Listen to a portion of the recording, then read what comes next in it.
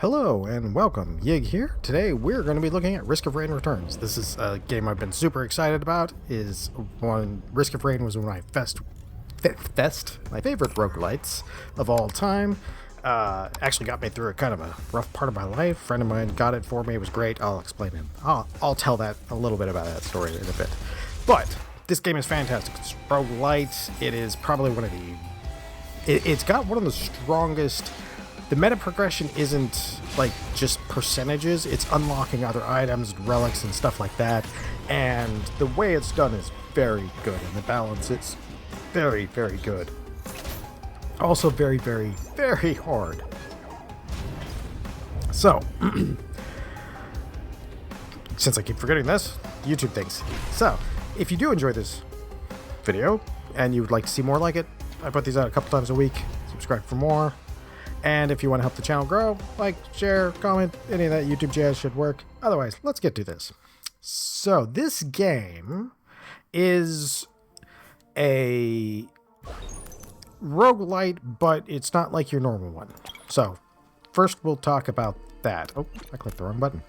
Logs and unlockables. Challenges unlock things. There's plenty of them. There's character challenges. There's all kinds of stuff to be unlocked. Items, monsters, all kinds of challenges to do with all that stuff. These logs and things over in your regular, items, you can look them up, but there's tons of stuff to be unlocked. That's your meta progression, the majority of it.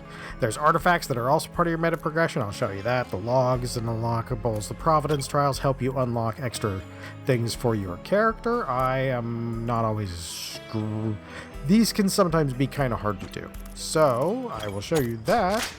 Let's go with, let's go with the Commando. Normally I don't play the Commando. I like Bandit. Bandit is my favorite in this one, where Engineer was my favorite in the original. And then in 2, which is the 3D one, the third-person shooter one, I like Huntress. But for this one, I like Bandit a lot because of his ability to shoot just as fast as you press.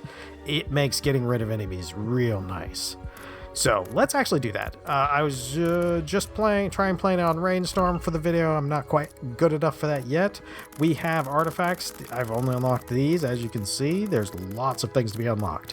Now these abilities, by the way, are unlocked by those Providence trials, but they also have an alternative. If you look there, defeat 3,000 enemies, collect 300 items. And those alternatives make it so that if you're not as great at the game, you can still unlock all of those abilities with just basically playing time. So like this one, complete 25 stages. You'll get it eventually just by playing. Artifacts, you have to go find them and stuff. We're going to use the command artifact today, which is my favorite artifact of the game because it lets you choose what you get out of each box. So we're going to jump down here, grab this, and then realize that I already had 25. Oh, why did I jump down there? As I was saying, realize I have 25 and then go back up there to get the thing that I should have got. So Bandit can shoot basically as fast as you can press the button, and that is a huge advantage. This is an equipment one. So here's what Choice does. Choice lets us choose what we get, which sounds... It doesn't sound as good as it is. We'll grab this. But what it doesn't do is pause. So while you're picking, he can just walk right up and smack you upside your head. See? And sometimes you'll get unlucky. So we'll take one of those. We're not going to take it because we don't need it. So this game, the whole concept of this game is less that your meta progression is... take a little bit of damage. We do regenerate a little bit. In this game, your meta progression is less like percentages and in-run upgrades and more just new things to play with each time you go out. And I actually kind of like that meta progression in this one because you get sort of a baseline of every run's going to be X amount of difficult. Oh, look at this. This is terrible luck. These are all... Everything we've got so far is equipment, which all goes in the Q slot here. I play with mouse and keyboard. It doesn't work for us very well. All right, so you see here, the one thing about this is we're going to take this piggy bank, which is probably a terrible idea. Every time I do this, I end up losing. Hey, we can stun it. We're going to take the piggy bank. Piggy bank is going to have us naturally generate money as time goes on. And one of the reasons I like to take that one, no, we're not going to take that. Can I go down this? One of the reasons I like to take that is, oh, hello. How did we get you? Oh, nope, nope, nope, nope. Come down here. Thank you. All right, so I would have thought it was here. Somewhere in here, there's going to be a place where there it is. Hey, free money. Just for existing. Boink.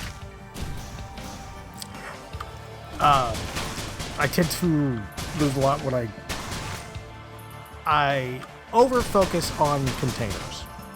That's the best way to explain my failings at this game. I over-focus on containers. We are going to want... we're going to go with that. We're going to actually...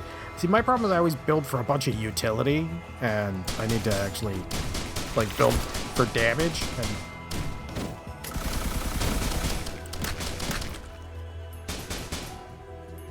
Of course, I fell off a cliff.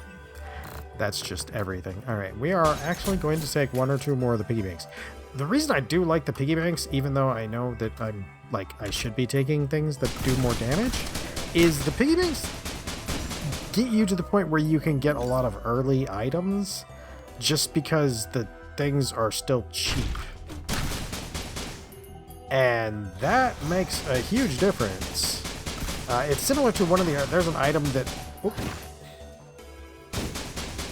can't turn around while you're shooting. Gotta stop shooting while you're turning. That's one of the risk of raid things. There's like opportunity cost to most things. Like the hunters can actually do that. It also makes those a lot better because drones tend to die really easily in this one. So I don't value them as much as I did in the first one. It feels like they didn't die quite as much in the first one, which is not a bad thing. I mean, there should be definitely changes. Like you don't want to have the same game exactly with just slightly better graphics. Oh. We'll do this, even though it's probably a terrible idea for me. Oh, it's gonna be like the magma worm, isn't it? Oh, nope, Colossus. Oh, that's not good. That's not bad. Colossus, we're good. The magma worm right now is just like, oh, you are my worst enemy.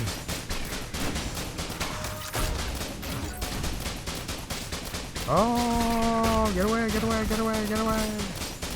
Yeah. See, I got lucky. This is going to be the easiest fight we have this whole game. Ah! Normally... Oh.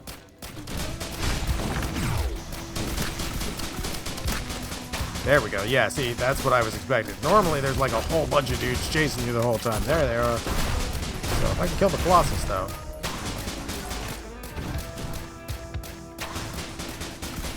If I can kill that Colossus...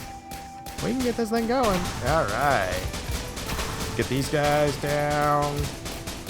You can't turn while you're firing, except as the Huntress. The Huntress has that as one of her abilities, is she auto-targets the closest thing, which has gotten me killed a lot in this game. And I actually find it kind of amusing just how often it is. Like, I've been killed an absurd amount of times from it. Let's do Bustling Fungus. Bustling Fungus is going to give us a heal, at least when we're not moving, and there's no combat happening. So, it's not going to help us here, but it'll help us eventually. Maybe. Hopefully. If you're playing the Engineer, it helps, because his little turrets will Bustling Fungus up in between, and they can stay alive for just an absurd amount of time, just racking up kills for you. Doing soundtrack, everything, the mood. The game is really well made, and the people who made it definitely knew, like, they nailed the vibe that they wanted. They nailed everything that they wanted, and that's one of the reasons that so many people like this game. I'm sure, like, you've probably seen by now, if you're looking at this video, you've probably seen dozens of videos about this, and it is however good you heard it was, and you're like, well, I don't know. Nope, it is. It's one of those it's massively addictive, like, oh man, Just one more run. Just one more run. Just one more run. We're only gonna grab one more piggy bank. How many piggy banks we got? You can always see your stuff here. Okay, we got 3. And the reason I want piggy banks is just because I can keep moving. And since I overvalue chests in both games, I tend to end up playing too long in areas, and that timer up here upgrades your difficulty with time. So if you tend to play overly long in areas, guess what? You increase that timer way more than you want to. All right, grab that. I don't remember what it does. Oh yeah, rapidly heal outside of danger. The idea is basically that as long as I can get enough healing going, we're going to be rocketing up things. Like those ATGMs are going to be our best friend for this run, because they're going to kill a lot of secondary things. Oh, nice. Logbook. Logbooks are cool because you get them for each of the monsters. I like that the monsters actually know how to use stairs now, which is nice. Like, there's some stuff that genuinely makes the monsters in this way more scary than they were in the first one. Some of it's the way they balance it, and some of it's the way they've done things. Let's go ahead and grab that, because more healing, more better. And if I can stay alive, there's our exit. So we'll probably grab that. I was hoping to find a few more chests. See, overvaluing chests.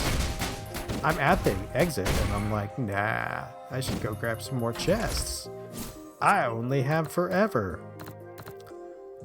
All right, let's get that again.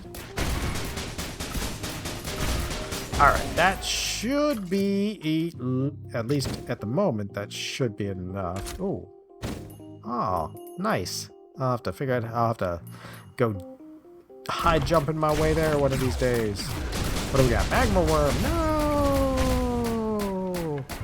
My worst enemy!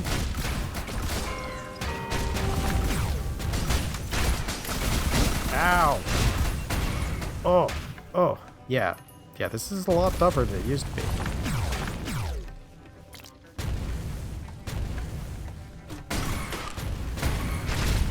Oh, yeah, it worked. Alright, so we're going to grab this drone on our way past. He's going to shoot people for me. And we're going to try and stay alive. What's that? Oh, no, Magma Worm, you came the wrong way.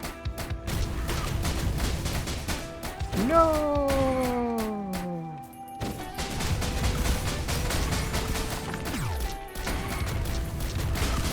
Oof. Yeah, the crowds on the exits get real thick in this one. I don't remember them being quite this much in the other one, but man, they are absolutely so many dudes. Phew. Just stay alive. Eventually they stop spawning, and I get to fight this worm by itself. Not with 20 dudes breathing down my neck the whole time. See, my drone's down again. As I said, the drones are a little fragile this time. I mean, I'm not doing any good.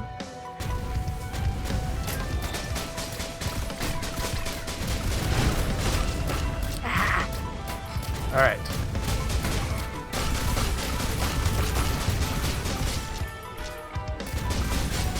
Hey, there we go. Okay. In this one, I find that I end up doing that a lot more. Oh, jeez. Have some missiles, Magma Worm. Yay! Yay! We did it! More ATGMs! We should be shooting all the time. This one, to me, it feels like the fights at the gate are more intense than they were in the last one. I don't know if I'm wrong on that, and I'm just... It very well could be a skill issue. This game is definitely made to be hard, which is good. Again, I like that. That's the expectation with Risk of Rain, is that it's going to be hard and you're going to die a lot. Boing!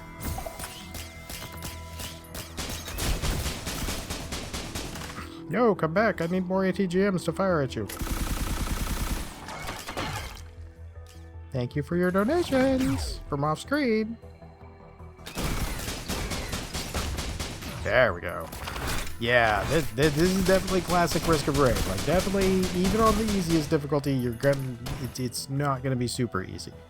That partially is, again, I'm out of practice by a pretty massive amount. These guys are cool though. I remember them, but I think I remember them from 2 more than I remember them from 1. So anyhow, this game was actually a friend of mine bought me the original. I was having like a really bad time. I had been in the hospital, a couple other things, and just everything was not going well. Let's do a shield, because that'll help us outlive too. And that could come in handy. That shield comes back pretty quick too. That could help us. So I had been in the hospital a couple times, and you know, just there were some not great things in my life at the time, and I was kind of sitting there one night, and I was not feeling great. And a friend of mine comes in, and I had mostly played like first-person shooters and Battlefield and stuff. Probably No Life to Battlefield 3 and 4, Bad Company to where those were really all I played for a long time. I just wasn't having a great day, and my internet was messed up, and there was just everything that could possibly go wrong was going wrong. And he's like, hey, a friend of mine named Arnold, he comes into our chat, and he's like, hey, you want to come play this game? And I was like, oh, I don't have it. And he's like, oh, no. So he just randomly buys it for me. It's not a very expensive game or anything. He just randomly grabs it for me, and we start playing that night. And I ended up playing with him and without him probably, like, anytime I wasn't playing Battlefield or at work, I was playing this game. And it was just, you know, it was like one of those moments where it's like that was the game I needed to, because I think it's the concept I had kind of gotten where everything had gotten with so many health problems. It's like you're constantly fighting against the idea of letting things just happen, and like your brain's constantly in a I guess the best way to say it is like your brain decides to hesitate. I wouldn't play games because I just didn't feel like I could get anywhere, and this one, because of the way it's set, kind of had that opposite effect on me, where it was like, oh, I can play this no problem. You know what? Let's get an extra charge or 2 on our dynamite. That should actually help us out quite a bit. So yeah, he buys it for me. We played it for hours.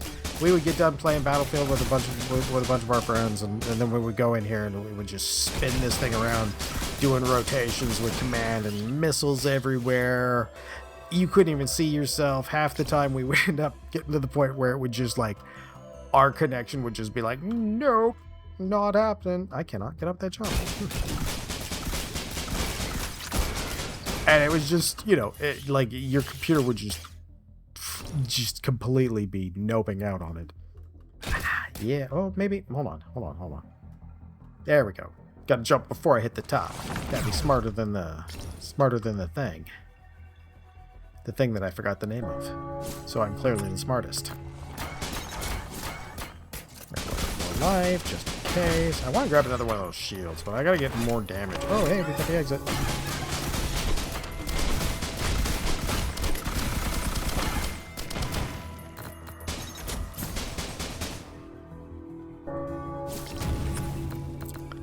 Crowbar. Let's get some damage in here. We'll do this one too, and then we'll pop this exit. Because if we can get both of them, that'll at least get us, hopefully, 2 half-decent items. Oh yeah, there we go. There's another one. Oh, now we're in ATGM heaven. We got the level 1 and the level 2. Maybe we do need to check over here. Nope, there's nothing over there. So yeah, it was, you know, just really trying period of time, and this game kind of let me just get into a zone and just play it, and we would just sit there for hours. Like I said, we would just go for hours and hours and hours. Oh yeah, this guy. Oh, there we go. Oh yeah. Oh yeah.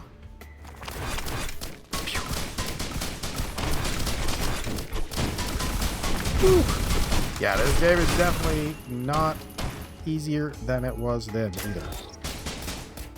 Oh, can I get out of combat for long enough to get the... Nope.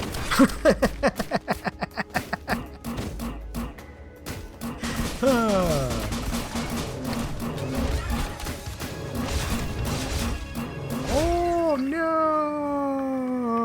Anyhow, I was in a bad place in my life at the time, and this game kind of helped me through it because you're gonna lose. So if you're like, and I was at that point where I wouldn't even start a game because I'd be like, oh, I don't think I can make it through it, and being all depressed. But this game just completely brought me out of it because you're gonna die. You're gonna die all the time, and it's like, oh, yeah, that's right. I can fail in video games. It's not the end of the world, which was great. At that moment, I needed that, and thanks to Arnold, I got it, which was great. This game, even if I bored you to tears with my stories, is great, and if you haven't tried it, you should definitely try it. It's fantastic. It 100% lives up to the reputation, and it is a hard game. It is a hard game that you will lose a lot, but you also make it through, and every time you make it through, you're going to feel like $1 million. So, this has been Risk and Frame Returns, and I hope you have a great day, and come back for the next one.